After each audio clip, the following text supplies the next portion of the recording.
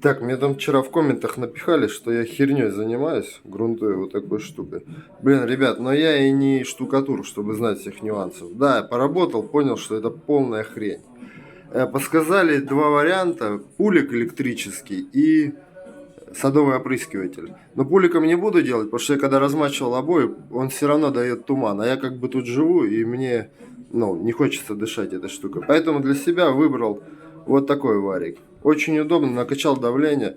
Теперь вот это все дело происходит еще быстрее. Так что всем спасибо за советы.